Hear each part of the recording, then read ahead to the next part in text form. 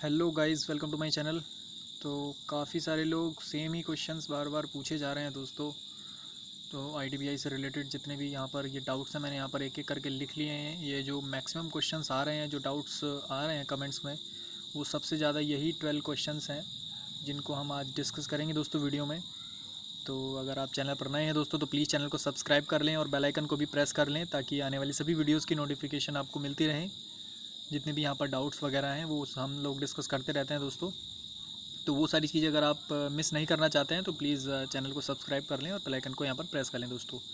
तो जो main doubts दोस्तों यहाँ पर स्टूडेंट्स के निकल कर आ रहे हैं आईडीबीआई एग्जीक्यूटिव की वैकेंसीज़ के लिए, मैं मतलब कमेंट सेक्शन में रिप्लाई करते करते मैंने बहुत रिप्लाई कर दिए हैं, लेकिन जो मेन क्वेश्चंस हैं दोस्तों फिर से स्टूडेंट्स रिपीट करे जा रहे हैं कमेंट्स में।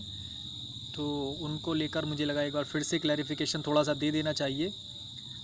तो मैं आज यहाँ पर ये एक छोटी सी वीडियो दोस्तों लेकर आया हूँ आपके लिए। वीडियो को ज़रूर लास्ट तक देखिएगा। इससे रिलेटेड जितने भी डाउट्स हैं कम से कम अब तो शायद नहीं रहेंगे आपके इस वीडियो को देखने के बाद। तो चलिए दोस्तों वीडियो शुरू करते हैं। सबसे पहला क्वेश्चन है कि जो एग्जीक्यूटिव की वैकेंसीज़ यहाँ पर आई हैं, जब ये लोग सेलेक्ट होने के बाद ब्रांच में जाएंगे तो क्या इन्हें जॉब जो है अलॉट होगी, जॉब प्रोफाइल अलॉट होगी, क्या इनसे काम करवाया जाएगा? तो वही मैं यहाँ पर पहले बता दूँ। देखिए, जो एग्जीक्यूटिव की जॉब प्रोफाइल होती है वो जनरली कैशियर की होती है। मतलब जब भी आप ब्रांच में जाएंगे जो भी सीट आपको अलॉट होगी वो कैशियर की सीट अलॉट होती है जनरली जो मैं बात कर रहा हूँ। अगर किसी ब्रांच में ऑलरेडी कैशियर है, आपसे पहला कोई हेड कैशियर होगा। हेड कैशियर उसको बोलते हैं जो उसको 1-2 साल काम करते हुए हो जाते हैं, या फिर जो मतलब कह सकते हैं 2 कैशियर जनरली ब्रांचेस में होते हैं। एक हेड कैशियर होता है, एक दूसरा नॉर्मल कैशियर होता है।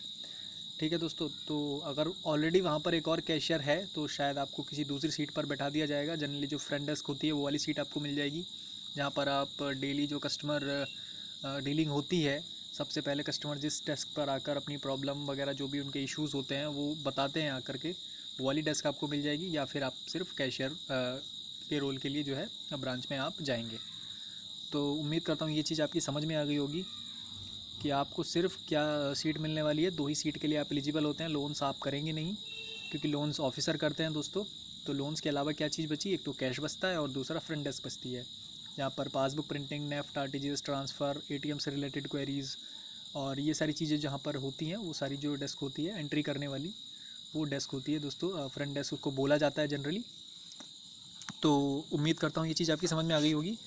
और साथ में दोस्तों एक डाउट था कि क्या ये सेल्स यहाँ पर इन्वॉल्व है क्या जॉब प्रोफाइल में।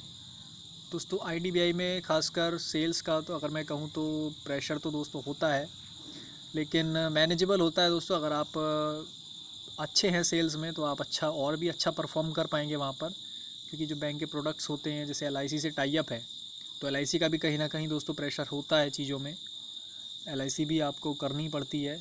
तो ऐसा नहीं है कि सारे, लेकिन ये रहता है कि टारगेट जो है पूरी ब्रांच को अलॉट होता है, कि पूरी ब्रांच को 1 महीने का टारगेट मिलता है, क्वार्टर का टारगेट मिलता है कि इस क्वार्टर में आपको इतने जो है प्रीमियम यहाँ पर इकट्ठा करना है।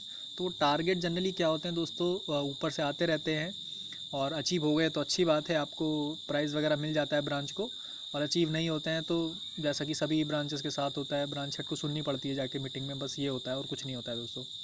बाकी दोस्तों टारगेट कोई ही ब्रांच होती है जो अचीव कर ले जाती है, वरना सबके पीछे ही चलते रहते हैं। मैंने तो ये देखा है ब्रांचेस में, इतनी जगह मैंने काम कर लिया है तो काफ़ी आइडिया लग गया है मुझे इन सब चीज़ों का। तो वो टारगेट का प्रेशर रहता है, लेकिन ऐसा नहीं है कि टारगेट अचीव नहीं होगा तो आपको निकाल देंगे, या आपको कोई टारगेट मिल गया। इंडिविजुअली कोई टारगेट नहीं होता है, ब्रांच हेड पे डिपेंड करता है कि वो आपसे क्या क्या चीज़ें एक्सपेक्ट कर रहा है दोस्तों। अगर उसकी एक्सपेक्टेशन मतलब ज़्यादा ही है कुछ, तो फिर तो मतलब वो डिपेंड करता है पर्सन टू पर्सन। तो वो सारी चीज़ें तो दोस्तों मैं यहाँ पर नहीं बता सकता हूँ, लेकिन जो जनरली मेरा मानना है, आपकी जो सीट मिलने वाली है आपको कैशियर आपको बनाया जाएगा, या फिर आपको फ्रंट डेस्क पर बैठाया जाएगा। और वहीं पर साथ साथ आपको जो है थोड़ा बहुत यहाँ पर ही टारगेट वाला भी सीन दोस्तों थोड़ा बहुत तो रहता ही है, लेकिन वो डिफ़र करता है ब्रांच टू ब्रांच। ब्रांच पे प्रेशर कैसा है, किस प्लेस पर ब्रांच है, रूरल ब्रांच है या फिर अर्बन ब्रांच है, सेमी अर्बन ब्रांच है। तो ये सारी चीज़ें भी दोस्तों बहुत सारे फैक्टर्स जो हैं यहाँ पर मैटर करते हैं। बट सेल्स नहीं होगी ये मैं नहीं कहूँगा, सेल्स होती है दोस्तों बैंकों में। और जैसा कि आईडीबीआई प्राइवेट हो चुका है तो प्रेशर भी थोड़ा ज़्यादा रहता है।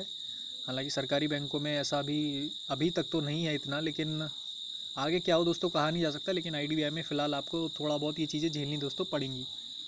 तो ये मैं आपको बता रहा हूँ, इसके लिए निगेटिव मैं कुछ नहीं बता रहा हूँ दोस्तों, ये सिर्फ जॉब प्रोफाइल है। आपको इसी काम के वहाँ पर पैसे दिए जाएंगे, सैलरी दी जाएगी, आपको काम भी करना है और ये सब चीज़ें भी दोस्तों बैंक में लगी रहती हैं। किसी भी बैंक जॉब में आप जाएंगे तो थोड़ा बहुत इन सब चीज़ों से दोस्तों इंटरेक्शन आपका होता रहेगा, ये मैं आपको यहाँ पर बता देना चाहता हूँ। और जो मेन यहाँ पर दूसरा डाउट अगर हम लें, सेकंड नंबर ऑफ़ क्वेश्चन, उम्मीद करता हूँ फर्स्ट जो क्वेश्चन था वो उससे रिलेटेड कोई डाउट आपका ना बचा हुआ। आप दूसरा क्वेश्चन ले लेते हैं दोस्तों, जॉब इज़ परमानेंट और नॉट। बहुत सारे लोग पूछ रहे हैं कि जॉब परमानेंट है नहीं है। तो दोस्तों मैं आपको बता दूं, आपकी जॉब कॉन्ट्रैक्चुअल है ऑन पेपर, लेकिन अगर रियलिटी चेक आप करेंगे दोस्तों तो जॉब आपकी परमानेंट है। Nobody is gonna fire you. तो आप बेझिझक इसका फॉर्म भर दीजिए। अगर नहीं भरा है तो कल लास्ट डेट है शायद, और अगर भर दिया है तो आप तैयारी पे ध्यान दीजिए। इन सब के फालतू क्वेश्चंस पर दोस्तों आप अपना टाइम जो है वेस्ट ना करें तो ही अच्छा होगा, फालतू चीज़ों के बारे में सोच के। क्योंकि जॉब दोस्तों, अब मैं फिर से वही कहूँगा, जॉब लेस दुनिया बहुत घूम रही है, जॉब मिलती नहीं है। अगर वैकेंसी आई है तो ये कहीं ना कहीं अपॉर्चुनिटी है। आप खुद एक्सपीरियंस करके देखिए चीज़ों को। और मैं ये नहीं कहने जा रहा कि 3 साल या 4 साल की ये जॉब है तो आप इसी में 3 साल मतलब करते रहिए इसी जॉब को। आप अच्छी तैयारी कीजिए और कोई अच्छा एग्ज़ाम निकाल लीजिए, ऑफिसर की तैयारी कीजिए, आप पीओ बन जाइए किसी बैंक में, आईडीबीआई एएम बन जाइए। आपको मतलब सेटिस्फाई नहीं रहना है कि मैं यहीं पे मेरी जॉब लग गई है बस ठीक है। आप, ये तो है नहीं कि एक जॉब लग गई आपके सारे रास्ते बंद हो गए, अब आप कुछ नहीं कर सकते, ऐसा नहीं होता है दोस्तों। अगर आप में कैलिबर है, आप अपनी क्षमताओं को जानते हैं तो आप अच्छा परफॉर्म कहीं भी कर सकते हैं दोस्तों रहकर भी। और जब जॉब आपकी लग जाती है तो आप इंडिपेंडेंट बन ही जाएंगे जॉब लगने के बाद। तो आपका जो डिपेंडेंस है आपके पेरेंट्स पर वो कहीं ना कहीं दोस्तों ख़त्म हो जाता है। फिर आप एग्ज़ाम फ़ीस वगैरह भी आप देख रहे हैं कितनी महंगी होती जा रही है। तो अप्लाई करने के लिए भी आपको हर चीज़ के लिए इतने बार बार अपॉर्चुनिटी आपके घर वाले अगर दे रहे हैं तो उनका आपको एहसानमंद होना चाहिए। और ये सारी चीज़ें दोस्तों कहीं ना कहीं मैटर करती हैं। तो उम्मीद करता हूँ जो मैं यहाँ पर बताना चाह रहा हूँ वो आप समझ रहे होंगे। तो जॉब परमानेंट है दोस्तों, उसकी मतलब आप इसके बारे में कोई नेगेटिव चीज़ मत सोचिए। कॉन्ट्रैक्चुअल सिर्फ ऑन पेपर है, यही तरीका है। आईडीबीआई में हमेशा से एग्जीक्यूटिव्स हायर होते आए हैं इसी तरीके से, ईयर बाई ईयर उनका जो है कॉन्ट्रैक्ट यहाँ पर रिन्यू होता है। जैसा कि थर्ड यहाँ पर क्वेश्चन है कि what will happen after 1 year और 2 ईयर और 3 ईयर्स, मतलब 1 साल के बाद क्या होगा, 2 साल के बाद क्या होगा और 3 साल के बाद क्या होगा। तो 1 साल के बाद कुछ नहीं होगा दोस्तों। एक्चुअल में होता ये है कि ये हर साल आपकी जो है क्वार्टरली रेटिंग होती है। तो रेटिंग आपके ब्रांच हेड आपको करके भेजते हैं और वो जनरली सबके अच्छे ही होते हैं दोस्तों। कोई आपकी जॉब यहाँ पर आपको टर्मिनेट कराने के लिए नहीं बैठा है कि नहीं इस बंदे को तो मैं बाहर ही मतलब निकलवा के छोड़ूंगा बैंक से, ऐसा कोई नहीं करता है। सब आराम से आपको अच्छी रेटिंग दे देते हैं, और रेटिंग अच्छी ना भी हो तो फिर भी ऐसा कुछ नहीं होता है कि आपको निकाल दिया जाएगा। मतलब अगर आपने कुछ ऐसा ही काम कर दिया बैंक में जो मतलब निकालना ही पड़ेगा तो बात दूसरी है, वरना ऐसे कोई नहीं निकालेगा। आप आराम ईमानदारी से काम कीजिए, अच्छा काम कीजिए, सब कुछ अच्छा रहता है। 1 साल के बाद आपका कॉन्ट्रैक्ट ऑटोमेटिकली रिन्यू हो जाता है, आपको मेल मिल जाती है 1-2 दिन बाद ही, 1-2 दिन पहले ही मिल जाती है बल्कि। मान लीजिए आपने अगर 10 तारीख को ज्वाइन किया है तो नेक्स्ट ईयर 10 अगस्त, मान लीजिए 10 अगस्त को आपने ज्वाइन किया है तो नेक्स्ट ईयर क्या होगा, 7-8 अगस्त को ही आपको मेल आ जाएगी कि आपका कॉन्ट्रैक्ट 1 साल के लिए और रिन्यू कर दिया गया है। मतलब कुछ उसमें करने की ज़रूरत नहीं है आपको कि फिर से जाके डॉक्यूमेंट साइन करने हैं, ऐसा भी कुछ नहीं होता है। मेल आ जाती है आपकी ऑफिशियल मेल आईडी पर कि आपका कॉन्ट्रैक्ट रिन्यू कर दिया गया है। सेम ऐसा ही होता है आपकी सेकेंड ईयर से, जो आप थर्ड ईयर में एंटर करते हैं कि आपका कॉन्ट्रैक्ट 1 मोर ईयर के लिए रिन्यू कर दिया गया है। और थर्ड ईयर के बाद जो मैंने बताया कि प्रमोशनल प्रोसेस होती है बैंक की, तो बैंक अपने हिसाब से रिटन एग्ज़ाम और इंटरव्यू या जो भी उनका रहता है, फ्यूचर में चेंज भी हो सकता है। जनरली अभी तक तो यही था कि रिटन एग्ज़ाम करवाते हैं और इंटरव्यू वगैरह लेने के बाद वो लोग जो है आपको असिस्टेंट मैनेजर प्रमोट कर देते हैं। जनरली होता यही है कि 3 साल के अंदर अंदर मैक्सिमम सारे एग्जीक्यूटिव, तो मैं नहीं कहूँगा लेकिन काफ़ी सारे लोग जो हैं तैयारी करके दूसरे एग्ज़ाम निकाल लेते हैं और आईडीबीआई छोड़कर चले जाते हैं। लेकिन जितने बचते हैं वो सब लोग असिस्टेंट मैनेजर दोस्तों बन ही जाते हैं। उसमें से कोई भी ऐसा केस नहीं है कि जिसने 3 साल पूरे किए हों आईडीबीआई में और वो असिस्टेंट मैनेजर प्रमोट ना हुआ हो। तो आप उस चीज़ से बेफिक्र रहिए, आपका प्रमोशन 100% हो जाएगा। और एग्ज़ाम वगैरह भी दोस्तों फॉर्मेलिटी होती है। 3 साल जब आप किसी सीट पर काम करेंगे तो उसकी नॉलेज आपको नहीं हो जाएगी क्या, ये बताइए। 3 साल आप जब बैंक में काम कर लेंगे तो 3 साल बहुत होते हैं दोस्तों। 3 साल में आप एक डिग्री कर लेते हैं और उसका एग्ज़ाम दे के डिग्री आपको मिल जाती है ना। तो 3 साल आप वही समझिए आपको पढ़ाई करनी है या जो भी है, साथ साथ आपको टेस्ट वगैरह भी देते रहना होता है इनके प्लेटफॉर्म पर।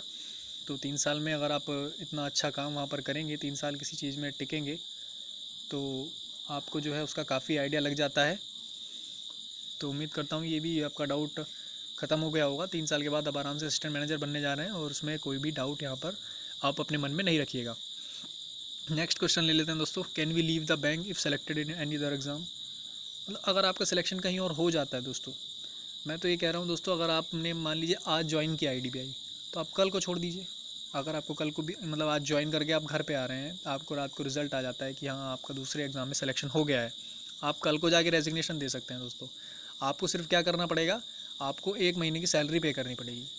1 मंथ का नोटिस पीरियड होता है या फिर 1 मंथ की आपको सैलरी देनी होती है।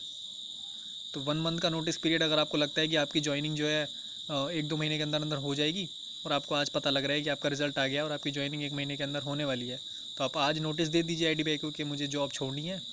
और वो सारा HRMS के थ्रू होता है, वहाँ पर नोटिस पीरियड में आप नोटिस मतलब जो आप नोटिस देते हैं तो उसमें सारी डिटेल्स मांगता है कि किसी ने नोटिस दे रहे हैं, तो उसमें आप अपनी एग्ज़ाम डिटेल्स वगैरह डालेंगे कि इस तरह से मेरा उसमें सिलेक्शन हो गया, वहाँ मुझे ज्वाइन करना है, ये मेरी ज्वाइनिंग डेट है।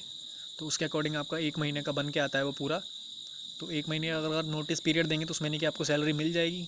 और अगर आप नोटिस नहीं देंगे, आप डायरेक्टली ही रेजिग्नेशन करेंगे कि मुझे आज ही रिलीविंग चाहिए या 1-2 दिन में चाहिए, तो आपका जो शॉर्टफॉल रहता है नोटिस पीरियड में, मान लीजिए आप 10 दिन के अंदर अंदर आपने रिलीविंग ले ली, तो यानी 20 दिन आपके कम रह गए ना नोटिस पीरियड में, तो 20 दिन की आपको सैलरी दोस्तों पे करनी पड़ेगी।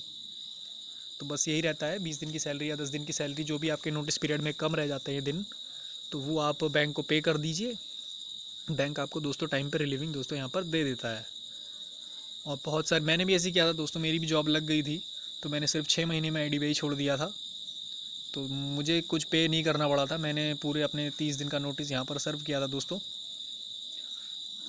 तो ऐसा ही आपको करना है। अगर आपकी सिलेक्शन हो जाती है तो आप आराम से नोटिस पीरियड डाल सकते हैं अपनी सैलरी बचाने के लिए। और यदि इमरजेंसी में ज्वाइनिंग आ रही है, मान लीजिए अभी आपने IDBI ज्वाइन कर लिया और पुराना कोई रिज़ल्ट आपका पेंडिंग था और आपको अभी रिलीविंग चाहिए, आपकी ज्वाइनिंग डेट अभी आ गई है, तो आप सीधा 1 महीने की सैलरी पे कीजिए, जो भी 29,000 आपकी ग्रॉस बनेगी इस बार, तो वो आप पे करके जो है IDBI को दोस्तों लीव कर सकते हैं। तो उम्मीद करता हूँ ये 4th नंबर क्वेश्चन भी आपका दोस्तों यहाँ पर क्लियर हो गया होगा। और 5th नंबर क्वेश्चन की अगर दोस्तों मैं बात करूँ यहाँ पर, तो ये भी मैंने बता दिया है कि क्या प्रोसीजर है बैंक को लीव करने का कॉन्ट्रैक्ट पीरियड में। ऐसा आप जब आपको कॉन्ट्रैक्ट का यहाँ पे ज्वाइनिंग लेटर आएगा, आप उसमें साफ साफ पढ़ सकते हैं, चीज़ें सारी आपको क्लियर होंगी कि आपको 1 महीने का नोटिस पीरियड देना है या फिर 1 महीने की सैलरी पे करनी है, और आप जो है कभी भी यहाँ पर बैंक छोड़ सकते हैं। या उसमें एक चीज़ लाइन और भी लिखी होती है, वो तो सारे ही ऑफर लेटर्स में लिखी रहती है कि बैंक आपको इस पीरियड के दौरान कभी भी 1 महीने का नोटिस देके 1 महीने की सैलरी देके बैंक भी आपको यहाँ पर टर्मिनेट कर सकता है। वो आप किसी भी जॉब में जाइए, वो सभी जॉब के ऑफर लेटर में लिखा मिलता है, तो उससे घबराने की ज़रूरत दोस्तों आपको नहीं है।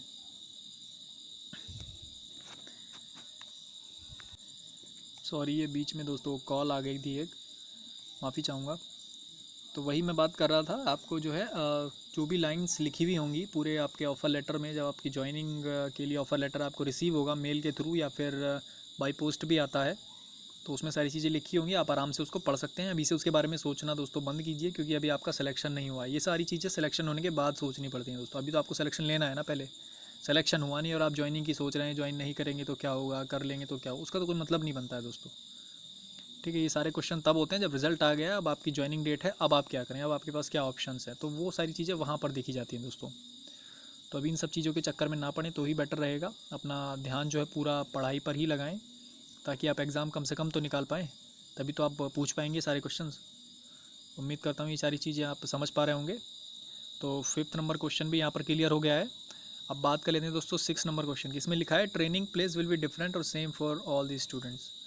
मतलब ट्रेनिंग के बारे में भी लोग सोच रहे हैं अभी से, ट्रेनिंग प्लेस एक ही जगह होगा या फिर मतलब सबके लिए अलग अलग होगा। तो मैं आपको बता दूं दोस्तों, IDBI ने जो ट्रेनिंग बेंगलोर में कराया था 2019 बैच का, जिसमें मैं भी शामिल था, तो वो पहला बैच था जिसकी ट्रेनिंग मणिपाल में हुई थी, वो भी 28 डेज़ की।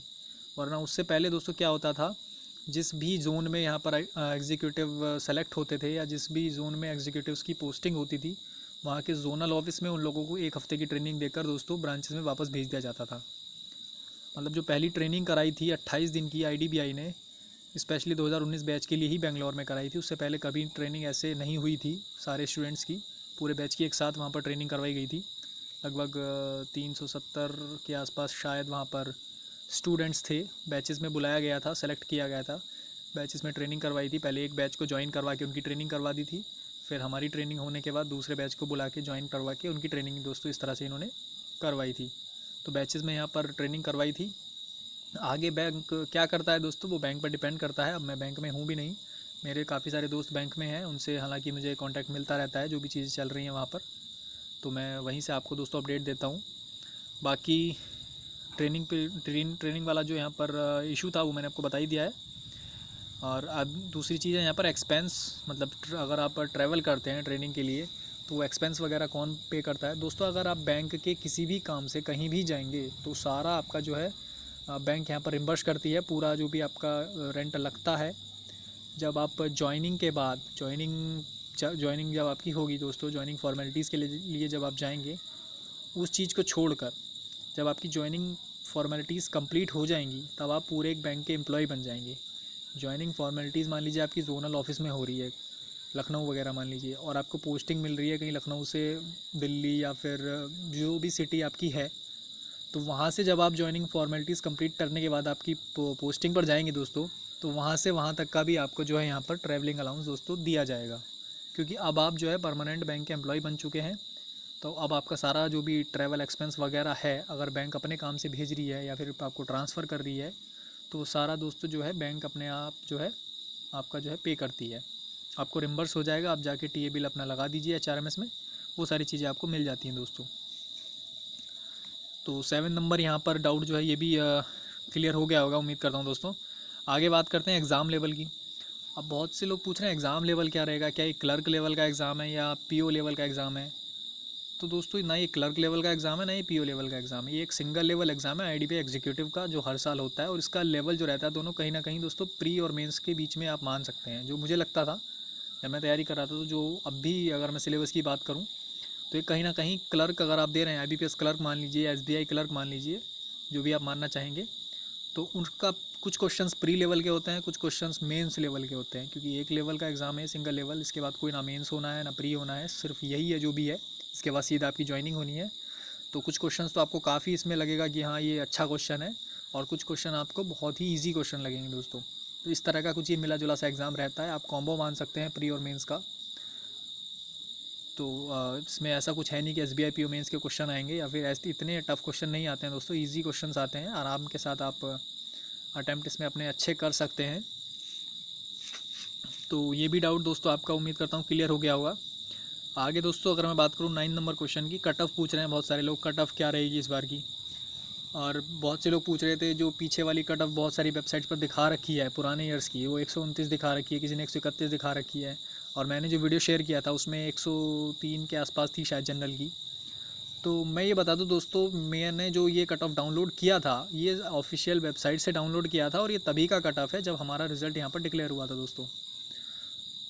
तो आप अगर आपको अब भी डाउट है तो आप खुद जाके डाउनलोड भी कर सकते हैं। ऑफिशियल वेबसाइट IDBI कैरियर्स पे आप जाइए, वहाँ पर पुराना रिक्रूटमेंट पड़ा है, एक लिंक है IDBI एग्जीक्यूटिव रिक्रूटमेंट 2019 करके, वहाँ पर आप जाएंगे तो आपको सेलेक्ट जो भी है यहाँ पर सिलेक्शन लिस्ट भी शायद वहाँ पर अवेलेबल है, तो वहाँ पर आप चेक कर सकते हैं, और कट ऑफ वगैरह भी सारी चीज़ें वहाँ पर आप देख सकते हैं दोस्तों। तो वहाँ से आप उठा सकते हैं, मैंने वहीं से उठाया था क्योंकि पुरानी शायद मेरे पास से गुम हो गई थी, तो मैंने जो कट ऑफ वहीं से डाउनलोड की है, और स्कोर कार्ड वगैरह मैं अपने सेव रखता हूँ दोस्तों, तो वो मैंने वहीं से आपको शो किए थे।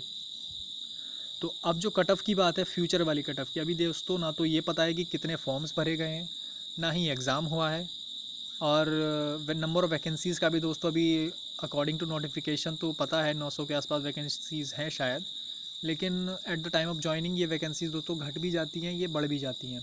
तो ये सारी चीज़ें काफ़ी सारे फैक्टर्स पर डिपेंड करती है कट ऑफ, तो वो अभी दोस्तों नहीं बताया जा सकता।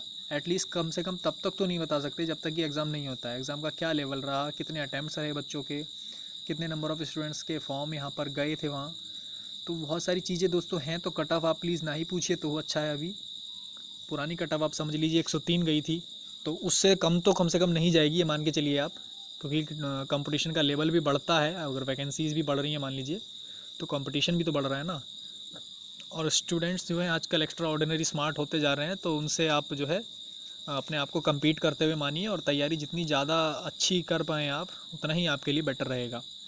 नेक्स्ट अगर मैं बात करूँ दोस्तों, क्या बोल सकते हैं इसको, लास्ट क्वेश्चन कौन सा था, 10th पे थे अगर, तो what will the result date, joining date. Paper आपका होने वाला है दोस्तों 5 सितंबर को, ठीक है। 5 सितंबर को आपका एग्ज़ाम है, रिज़ल्ट डेट कब होगी? रिज़ल्ट डेट दोस्तों जनरली यही होता है कि 1 महीने के अंदर अंदर IDBI रिज़ल्ट डिक्लेयर कर देता है। हमारा एग्ज़ाम शायद अप्रैल में था, 16-15 अप्रैल को इस तरह से ही था कुछ। और दोस्तों इनका रिज़ल्ट शायद नहीं, एग्ज़ाम शायद मई में था, आई थिंक एग्ज़ाम मई में था और रिज़ल्ट इसका 20 जून के आसपास डिक्लेयर हो गया था दोस्तों। तो लगभग 1 या 1.5 महीना मान लीजिए, अगर कोरोना वगैरह का कुछ नहीं रहता है तो 1-1.5 महीने के अंदर आपका रिज़ल्ट दोस्तों आ जाएगा। और जैसे ही आपका रिज़ल्ट आता है दोस्तों, उसके तुरंत 20 दिन के अंदर या फिर 20 से 25 दिन मान लीजिए, आपकी ज्वाइनिंग भी दोस्तों, ज्वाइनिंग मेल्स भी आपको आने लगते हैं। तो ज़्यादा गैप नहीं है, 3-4 महीने का खेल है, उसके बाद आपकी जॉब लग जाएगी अगर आप सेलेक्ट होते हैं तो उन सब चीज़ों से दोस्तों यहाँ पर मत पूछिए, क्योंकि अभी कुछ भी दोस्तों बता पाना मुश्किल है, क्योंकि कोरोना का भी चल रहा है थोड़ा। अगर थर्ड वेव आ जाती है तो फिर हो सकता है आपका एग्ज़ाम वगैरह भी आप समझ रहे हैं, पीछे हट सकता है यहाँ पर।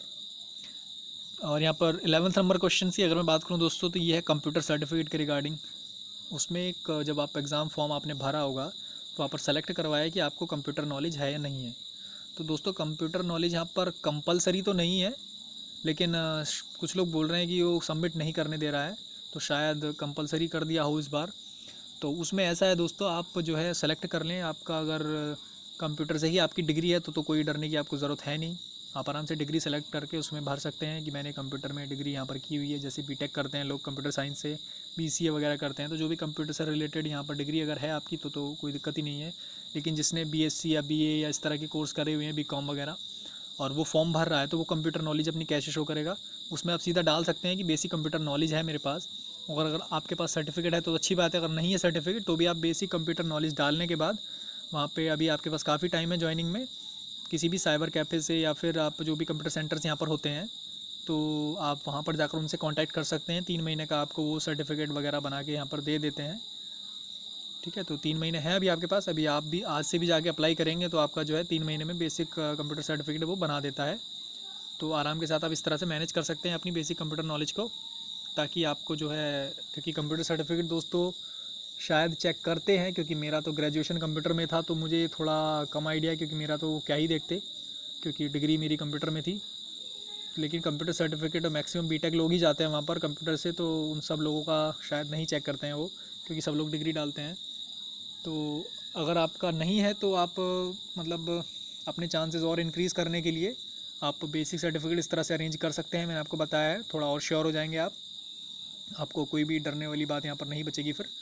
लेकिन अगर आपको लगता है कि आप ऐसे ही काम चला लेंगे तो फिर आप देख लीजिए दोस्तों, मैंने जैसा भी चाहें आप कर सकते हैं। मैंने आपको बता दिया है जो मेरा यहाँ पर सजेशन है कि आप कंप्यूटर सर्टिफिकेट अप्लाई कर दें जाकर, 3 महीने वाला आपका जो है दोस्तों बन जाएगा। तो वही काफ़ी इनफ रहेगा, उससे ज़्यादा नहीं देखते हैं। बेसिक नॉलेज आपको चाहिए होती है, क्योंकि आपको काम जाके कंप्यूटर पर ही करना है, तो वो उन लोगों को ज़्यादा प्रेफर करते हैं जो कंप्यूटर से थोड़ा बहुत इंटरेक्शन हुआ रखा है जिन लोगों का। नेक्स्ट अगर मैं बात करूं, जो वहाँ पर एग्ज़ाम फॉर्म में था, अब तो खैर काफ़ी जो है लास्ट डेट कल ही है, तो जो भी अगर किसी ने अभी तक नहीं भरा है तो मार्क्स वगैरह के लिए जैसे पूछ रहे हैं कि सेमेस्टर वाइज मार्क्स उसमें मांग रहा है, लेकिन हमने तो ईयरली डिग्री की हुई है, तो उन लोगों का क्या करना है, तो उसमें साफ साफ नीचे एक लाइन लिखी हुई है, आपने पढ़ा होगा ध्यान से। अगर किसी का ईयरली यहाँ पर मार्क्स हैं तो वो किसी भी सेमेस्टर में डाल के, ऑड सेमेस्टर में या फिर इवन सेमेस्टर वाले, जो भी यहाँ पर सेमेस्टर 1, 2, 3 करके यहाँ पर दिया हुआ है, 2 कॉलम है यहाँ पर, तो आप किसी भी कॉलम में आपने जो है 3 कॉलम मतलब 3 रो में आप ईयर, मतलब फर्स्ट ईयर, सेकेंड ईयर और थर्ड ईयर किसी भी कॉलम में डाल के आप जो है सबमिट कर सकते हैं। उसमें ऐसा कुछ इतना बड़ा इशू यहाँ पर नहीं रहने वाला है। तो उम्मीद करता हूँ ये सारी चीज़ें आपकी समझ में आ गई होंगी। अब इससे रिलेटेड शायद ही कोई डाउट आपका बचा हो, फिर भी अगर कोई है तो मोस्ट वेलकम है दोस्तों, आप कमेंट सेक्शन में डाल सकते हैं, या फिर मैंने मेल ID वगैरह, इंस्टा ID भी अपनी शेयर की हुई है, आप वहाँ पर मुझसे डायरेक्ट क्वेश्चन पूछ सकते हैं इससे रिलेटेड जो भी चीज़ें हैं, या और भी कोई एग्ज़ाम से रिलेटेड आप प्रिपरेशन कर रहे हैं उसकी वीडियो चाहिए आपको, या फिर कोई भी सजेशन चाहिए तो आप बेझिझक दोस्तों मुझसे कांटेक्ट कर सकते हैं। मैंने यहाँ पर मोबाइल नंबर तो मैं शेयर नहीं कर सकता हूँ दोस्तों, लेकिन मेल वगैरह, इंस्टा है, और मैं जब भी टाइम मिलता है मैं उसका रिप्लाई भी करता हूँ, आपने देखा होगा मैक्सिमम टाइम। तो वो सारी चीज़ें हैं, इससे रिलेटेड और भी कोई डाउट हो तो आप पूछ सकते हैं। बाकी दोस्तों आप अपनी पढ़ाई पर ध्यान दीजिए, इन सब चीज़ों के बारे में बाद में सोचना, क्योंकि ये सारी चीज़ मैक्सिमम जो है वो ज्वाइनिंग से रिज़ल्ट आने के बाद की चीज़ें हैं। तो आप क्या, आपको कोई बोल रहा है उस पर आप ध्यान मत दीजिए, सिर्फ आपको जॉब की तैयारी करनी है। पहले आपको जॉब चाहिए, उसके बाद जॉब के फ़ीचर्स देखने की कैसी है, ठीक है, क्योंकि जॉब ही नहीं है तो फ़ीचर्स देख के क्या फ़ायदा फिर। जॉब होगी एटलीस्ट आपको तो फिर सेलेक्ट तो कर पाएंगे, आप अपनी डिसीज़न खुद तो ले पाएंगे। अब मुझे क्या करना है, मुझे ये जॉब पसंद नहीं आ रही है, तो आप पढ़ाई करके दूसरी जॉब निकाल लीजिए। ठीक है, अगर अच्छा लग रहा है आपको, बहुत से लोग बोलते हैं कि सेल्स हमसे नहीं होगी बैंक में जाके। बहुत सारे लोगों की सेल्स इतनी अच्छी होती है, वो काम ही सिर्फ सेल्स का करते हैं और उन्हें कुछ अच्छा ही नहीं लगता है। तो अपनी जो क्वालिटी है वो आदमी को तब पता लगती है जब वो चीज़ों से बाहर निकलता है और कुछ देखता है आसपास, अपने काम करना शुरू करता है, तब आपको पता लगता है कि हाँ, तो आपका जन्म किस लिए हुआ है। तो वही है दोस्तों, आप जब तक काम नहीं करेंगे, कुछ जॉब नहीं करेंगे, तभी तक आपको ये नहीं पता लग पाएगा कि आपकी क्या यहाँ पर वीकनेस है, क्या यहाँ पर आपके स्ट्रॉन्ग पॉइंट्स हैं। वो सारी चीज़ें आपको दोस्तों जब आप कहीं पर वर्क करते हैं तभी पता लगती हैं, चीज़ें समझ में आने लगती हैं खुद से। तो चलिए दोस्तों, वीडियो को एंड करते हैं। इससे रिलेटेड जो भी डाउट हो आप पूछ सकते हैं कमेंट सेक्शन में। तब तक के लिए मिलते हैं दोस्तों नेक्स्ट वीडियो में। अब तब तक के लिए थैंक यू।